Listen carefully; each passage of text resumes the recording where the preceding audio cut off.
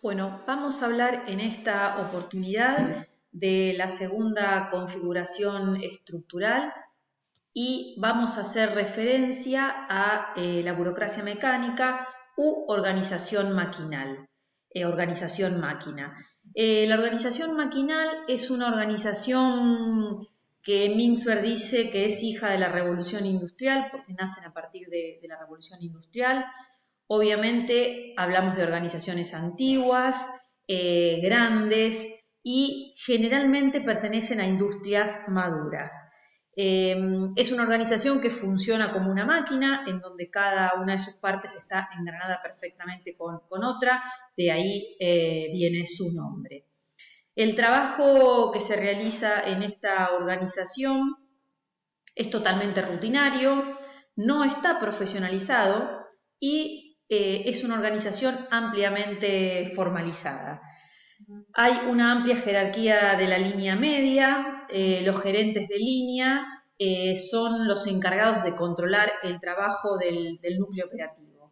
Hay una amplia división de tareas y los puestos de trabajo están altamente especializados y también trabajan altamente estandarizados. Ahora vamos a explicar cada una de estas características. Obviamente que para que exista esta alta estandarización y especialización necesitamos de una parte como la tecnoestructura, que es quien va a definir esos parámetros de estandarización y especialización. Es una organización que se caracteriza como regla general de la existencia de muchas reglas, normas, procedimientos, hay una amplia formalización en toda la estructura y requiere de una amplia tecnoestructura para poder implementar esta formalización. Bueno, siguiendo con las características y utilizando el mismo cuadro que utilizamos para la estructura simple, vamos a arrancar diciendo que la parte más importante o la parte fundamental de esta organización es la tecnoestructura.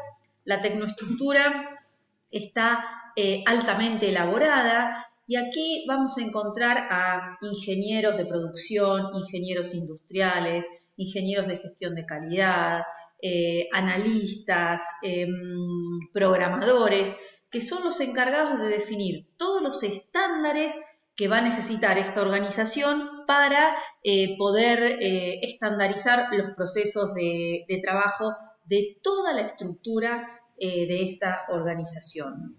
La línea media en este tipo de organizaciones está separada, también tiene un rol importante, está separada en unidades funcionales, es decir, el agrupamiento que utiliza los gerentes de línea media es a través de unidades funcionales, a partir de funciones.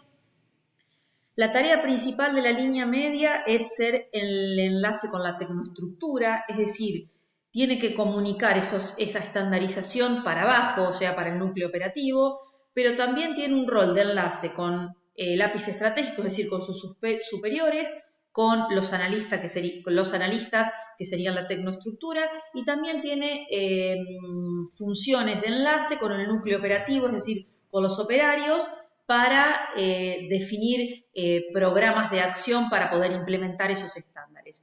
En este tipo de organizaciones no existe o es casi nula la comunicación informal y los gerentes no tienen contacto con el núcleo operativo, sino que todo se hace a través de procedimientos y de formalización y obviamente es una estructura muy burocrática. El ápice estratégico tiene como función principal, porque más allá de que la parte más importante sea la tecnoestructura, vamos a encontrar presente a todas las partes de la organización. El ápice estratégico o la cumbre estratégica se encarga de todo el tiempo buscar maneras más eficientes de producir y es una estructura en donde la estructura administrativa es totalmente diferenciada del núcleo operativo, de la parte operativa de la organización. Y el staff de apoyo también es importante en esta organización, pero el staff de apoyo para que no tenga contacto con el exterior, forma parte de la organización, es decir, cada una de las actividades del staff de apoyo van a ser parte de la organización, es decir, si va a haber un asesoramiento legal, ese asesor legal va a formar parte de la organización, igual que la cafetería, igual que cualquier actividad del staff de apoyo. Cuando hablamos de mecanismos de coordinación, este tipo de organizaciones se caracterizan por la estandarización o normalización de los procesos de trabajo. La estandarización del proceso de trabajo hace que esta estructura sea ampliamente formalizada y hay, una principal característica de estas organizaciones es la división del trabajo. La tarea es altamente especializada y hay una gran existencia de normas, procedimientos, formalización, que indican cómo se hacen cada una de las tareas. Cuando pasamos a hablar de parámetros de diseño, el principal parámetro de diseño acá es la formalización del comportamiento. Es una estructura burocrática en donde hay existencia de normas y procedimientos, como dijimos anteriormente. Y otra característica importante como parámetro de diseño de estas organizaciones es la especialización horizontal y vertical, ambas altas. Cuando hablamos de especialización, hablamos de cantidad de tareas que hace un individuo y control que ese individuo tiene sobre las tareas. Cuando hablamos de la especialización horizontal, hablamos de cantidad de tareas, y cuando hablamos de la especialización vertical, hablamos del control sobre esas tareas. ¿Por qué decimos que ambas especializaciones son altas? Porque el individuo tiene muy poco, realiza muy pocas tareas, en realidad realizan una única tarea, y eso indica que se necesitan operarios o núcleo operativo de muy baja calificación, no profesionales, que ya lo habíamos dicho, y que la especialización vertical también sea alta, indica que cada persona o cada individuo o cada persona del núcleo operativo tiene un nulo control sobre las tareas que realiza. No puede tomar ningún tipo de decisión sobre las tareas que realiza. Por eso decimos que la especialización horizontal y vertical es alta en ambos casos. El agrupamiento de las tareas, es decir, cómo se agrupan los puestos de trabajo, tiene que ver por un agrupamiento por función. Están agrupados las áreas por funciones o áreas funcionales, y esto obviamente lo que genera es un mayor aumento de la especialización, porque cada unidad se dedica exclusivamente a la función para la cual fue creada. Otro parámetro de diseño importante que vamos a analizar es la centralización. Cuando hablamos de centralización, hablamos del grado de distribución de poder y de información adentro de la organización. Entonces, hay una centralización vertical. ¿Qué significa esto? Que en la estructura vertical de la organización, de arriba hacia abajo, del ápice estratégico hacia el núcleo operativo, la centralización es vertical. Es decir, los niveles superiores toman las decisiones y manejan la información, y eso va bajando por la distinta estructura vertical de la organización. Pero también este tipo de organizaciones tiene una descentralización horizontal limitada o selectiva. ¿Qué significa esto?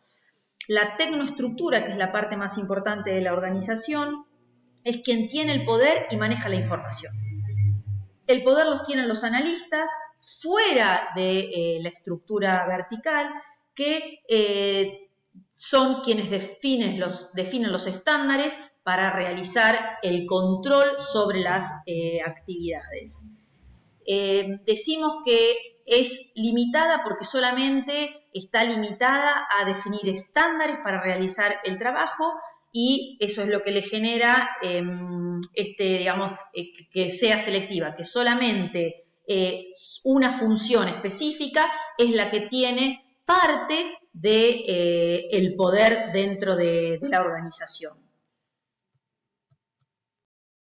Podemos decir que esta descentralización horizontal limitada hace que el poder quede limitadamente en la tecnoestructura y la línea media. Es decir, la organización selecciona que el poder y la información quede en ese lugar de la estructura.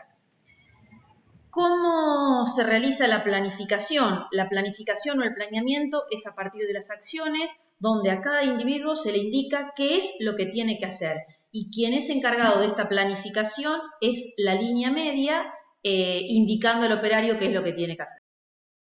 Bueno, cuando hablamos de los factores contingentes en este tipo de organizaciones, ya dijimos que es una organización antigua, de muchos años en el mercado, grande, es una estructura grande con muchas personas, tiene un sistema técnico regulado y no automatizado, es decir, el sistema técnico se basa en normas, procedimientos totalmente burocrático. Tiene un sistema técnico sencillo, en general fabrican o se dedican a una producción sencilla, no automatizada, porque si fuese un sistema técnico automatizado no tiene trabajo rutinario y esta organización se caracteriza por tener un trabajo rutinario y repetitivo. Sí, el sistema técnico se asemeja a una producción masiva o en masa, en donde la empresa recibe un montón de insumos y esos insumos se van transformando hasta llegar a un producto final. Los operarios no son calificados y cada uno desarrolla una tarea muy específica y muy determinada. Por eso también no vamos a decir que el sistema técnico puede ser automatizado o robotizado. Dominado por un trabajo no calificado o no profesional. El entorno de esta organización tiende a ser simple y estable, no varía con el tiempo, es totalmente predecible. Muchas de estas organizaciones tienen control externo, muchas veces realizado por el gobierno, y se dedican a actividades que no tengan que ver con la influencia de la moda. Muchas de estas empresas se transforman en sus propios proveedores para eliminar cualquier influencia del contexto. Son empresas que no quieren estar influenciadas por el contexto.